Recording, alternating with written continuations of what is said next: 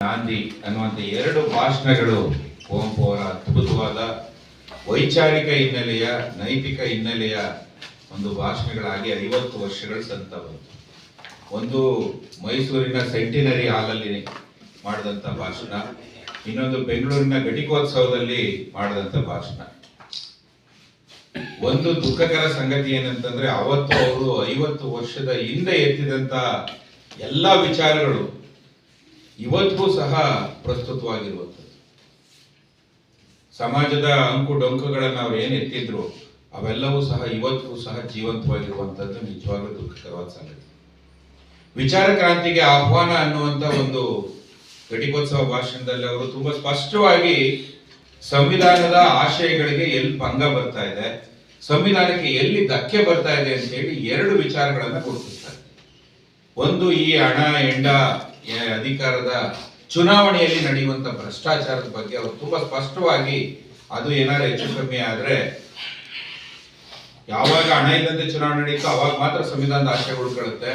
ಹಣದ ಜೊತೆಗೆ ನಡೆಯುವಂತ ಯಾವುದೇ ಚುನಾವಣೆಗಳು ಪೂರ್ಣ ಪ್ರಮಾಣದಲ್ಲಿ ಸಂವಿಧಾನದ ಆಶಯಗಳಿಗೆ ವಿರುದ್ಧವಾಗಿರ್ತವೆ ಅನ್ನುವಂತ ಮಾತನ್ನ ಸ್ಪಷ್ಟವಾಗಿ ಹೇಳ್ತಾರೆ. ಅದಕ್ಕೆ ಅವರು ಮಾತಾಡ್ತಾ ಅಮೆರಿಕನ್ ಚುನಾವಣೆಗಳು ಸಹ ಇವತ್ತು ದಿವಸ ಹಣದ ಇದರಿಂದ ಈಚೆ ಇಲ್ಲ, ಅವತ್ತು ಅಬ್ರಾಹಂ ಲಿಂಕನ್ ಗೆದ್ದಾಗ ಇದ್ದಂತ ವಾತಾವರಣ ಸಹ ಈಗ ಅಮೆರಿಕಾದಲ್ಲೇ ಇಲ್ಲ, ಮೂಲ ಪ್ರಜಾಪ್ರಭುತ್ವದ ದೇಶಗಳಲ್ಲೇ ಇಲ್ಲ.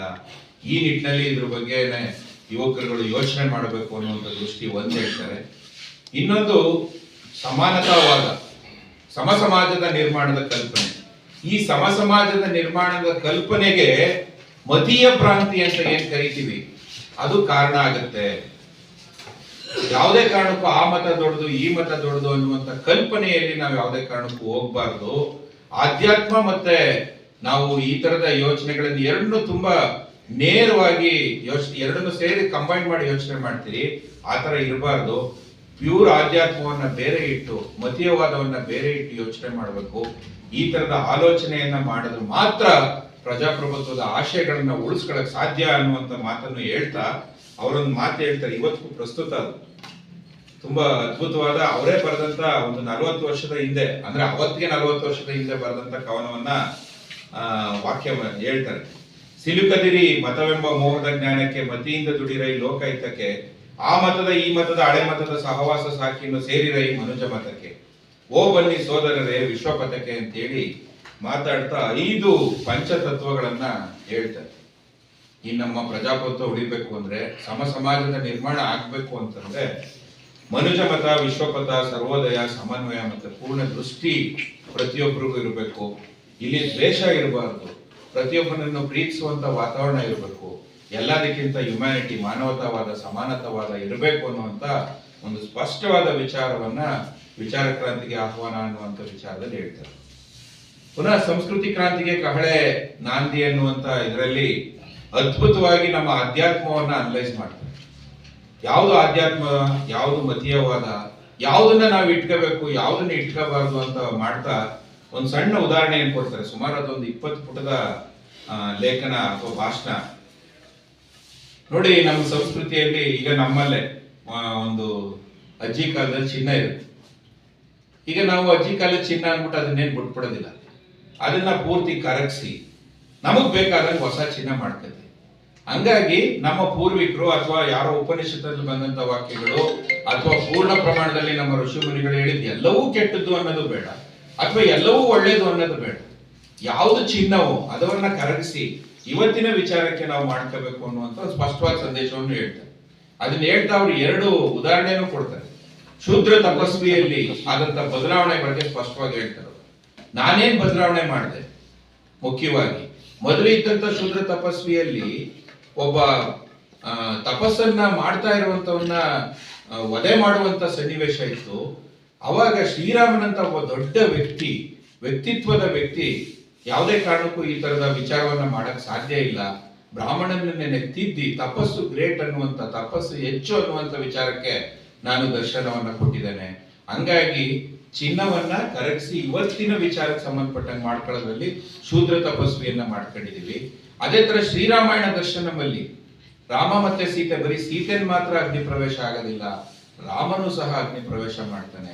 ಈ ದೃಷ್ಟಿಯಿಂದ ನಾವು ನೋಡುವಂತ ದರ್ಶನ ಏನಿದೆ ಇವತ್ತಿನ ವಾಸ್ತವತೆಗೆ ಹತ್ರ ಇರಬೇಕು.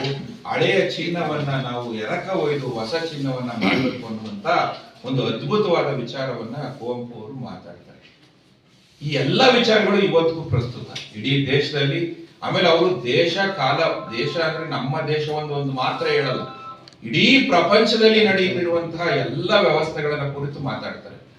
ಅವ್ರು ಏನ್ ಹೇಳೋದಂದ್ರೆ ಯಾವುದೇ ತತ್ವಗಳಿದ್ರು ಸಹ ಅದು ಈ ಸರ್ವವ್ಯಾಪಿಯಾಗಿದ್ರೆ, ವಿಶ್ವವ್ಯಾಪಿಯಾಗಿದ್ರೆ ಮಾತ್ರ ಅದಕ್ಕೆ ಬೆಲೆ. ವಿಶ್ವವ್ಯಾಪಿ ಆಗದಂತೆ ಸ್ಥಳೀಯವಾಗಿದ್ರೆ ಅದಕ್ಕೆ ಆ ತರದ ಬೆಲೆ ಇರೋದಿಲ್ಲ. ಹಾಗಾಗಿ ಈ ನಿಟ್ಟಿನಲ್ಲಿ ಯುವಕರು ಯೋಚನೆ ಮಾಡಬೇಕು ಅಂತ ಹೇಳಿ ಇದು ಮಾಡ್ತಾರೆ. ಹಾಗಾಗಿ ಈ ತರದ ಹಲವಾರು ಮತಭ್ರಾಂತಿಗಳು ಇರುವಂತಹ ಸಂದರ್ಭದಲ್ಲಿ ಜಾಗೃತ ಕರ್ನಾಟಕದಿಂದ ಇಡೀ ರಾಜ್ಯಾದ್ಯಂತ ನಾವು ಕುವೆಂಪು ಅವರ ವಿಚಾರಧಾರೆಗಳನ್ನ ಹಲವಾರು ಬಗೆಗಳಲ್ಲಿ ಜನಮಾನಸಕ್ಕೆ, ಇವತ್ತಿನ ಯುವಕರುಗಳಿಗೆ ತಲುಪಿಸುವಂತ ಕಾರ್ಯಕ್ರಮವನ್ನ ದಲಿತ ಚಳವಳಿ, ಕರ್ನಾಟಕ ರಾಜ್ಯ ರೈತ ಸಂಘ ಮತ್ತು ಹಲವಾರು ಪ್ರಗತಿಪರ ಸಂಘಟನೆಗಳು ಒಳಗೂಡಿ ಒಂದು ಕಾರ್ಯಕ್ರಮವನ್ನ ಆಯೋಜನೆ ಮಾಡಿದ್ವಿ. ಇದು ಸತತವಾದ ಕಾರ್ಯಕ್ರಮ. ಮಂಡ್ಯದಲ್ಲೂ ನಡೆಯುತ್ತೆ, ಎಲ್ಲಾ ಜಿಲ್ಲೆಗಳಲ್ಲೂ ನಡೆಯುತ್ತೆ. ಇದಲ್ಲದಂತೆ ನಾಟಕಗಳು, ಅವರ ವಿಚಾರಧಾರೆಗಳನ್ನ ಬೇರೆ ಬೇರೆ ರೂಪಕಗಳ ಮುಖಾಂತರ ಮತ್ತೆ ಪುಸ್ತಕಗಳ ಮುಖಾಂತರ ಇದನ್ನ ತಲುಪಿಸುವಂತ ನಿರಂತರ ಕೆಲಸದಲ್ಲಿ ನಾವು ತೊಡಗಬೇಕು ಅಂತೇಳಿ ಮಾತಾಡ್ಕೊಂಡಿದ್ದೇವೆ. ಜೊತೆಗೆ ಇವತ್ತು ಅದು ಪ್ರಸ್ತುತ ಅಂತ ನಮಗೂ ಅನ್ನಿಸ್ತಾ ಇದೆ. ಈಗ ಅವತ್ತಿನ ಕಾರ್ಯಕ್ರಮದಲ್ಲಿ ಮುಖ್ಯವಾಗಿ ಉದ್ಘಾಟನೆ ಬಿಟಿ ಲಲಿತಾ ನಾಯಕ್ ಅವರು ಮಾಡ್ತಾರೆ, ಅಧ್ಯಕ್ಷತೆ ನಾರಾಯಣ ಅವರು, ಮುಕುಂದರಾಜ್ ಬರ್ತಾರೆ, ಗಾಲಿ ಧನಂಜಯ ಅವರು ಆಯ್ದ ಭಾಷಣಗಳನ್ನ ಓದ್ತೇನೆ ಅಂತ ಹೇಳಿದ್ದಾರೆ. ಹಲವಾರು ಯುವ ಸ್ಪಂದನೆಗಳು ವಿಚಾರಗಳನ್ನ ಮಂಡಿಸ್ತಾರೆ. ನಮ್ಮ ಕೃಷ್ಣಮೂರ್ತಿ ಚಾಮರಾವ್ ಅವರು, ರಮೇಶ್ ಗೌಡ ನಾಗಮಂಗಲ ಅವರು, ಜಯಶಂಕರ್ ಅಲ್ಗೂರ್ ಅವರು ಎಲ್ಲರೂ ಸೇರಿ ಒಗ್ಗಟ್ಟಾಗಿ ಈ ವಿಚಾರವನ್ನ ಮಾಡ್ತೇವೆ. ನಮ್ಮ ಜೊತೆ ತುಂಬಾ ಜನ ಈ ಕಾರ್ಯಕ್ರಮ ತುಂಬಾ ಒಳ್ಳೆ ಕಾರ್ಯಕ್ರಮ, ಇವತ್ತಿಗೆ ಅವಶ್ಯಕತೆ ಇದೆ, ಇದನ್ನ ಮಾಡಬೇಕು ಅನ್ನುವಂಥ ದೃಷ್ಟಿಕೋನನ್ನು ಸಹ ಹೇಳಿರೋರು ಎಲ್ಲರನ್ನೂ ತಮ್ಮ ಮುಂದೆ ಇಟ್ಟಿದ್ದಾರೆ. ದಯಮಾಡಿ ತಮ್ಮ ಮೂಲಕ ನಾನು ಕೇಳ್ಕೊಳ್ಳೋದೇನಂದ್ರೆ, ಮೈಸೂರಲ್ಲಿ ನಡೀತಾ ಇರೋ ಕಾರ್ಯಕ್ರಮ ಅನ್ನುವಂಥ ವಿಚಾರ ಅಲ್ಲ. ಮುಖ್ಯವಾಗಿ ಏನು ಅಂತಂದ್ರೆ ಈ ತರದ ವಿಚಾರಗಳು ಎಲ್ಲ ಕಡೆ ಪ್ರಸಾರ ಆಗ್ಬೇಕು ಅನ್ನುವಂಥದ್ದು ನಮ್ಮ ಧ್ಯೇಯ.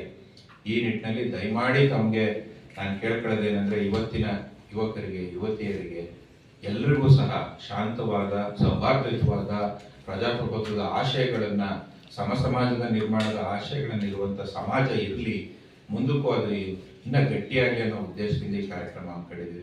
ದಯಮಾಡಿ ಇದಕ್ಕೆ ಹೆಚ್ಚಿನ ಮಟ್ಟದ ಪ್ರಚಾರ ಕೊಟ್ಟು ಇದನ್ನು ಸಕ್ಸಸ್ ಮಾಡಬೇಕು ಅಂತ ಹೇಳಿ ತಮ್ಮಲ್ಲಿ ಕೇಳ್ತಾ ಇದ್ದೀನಿ.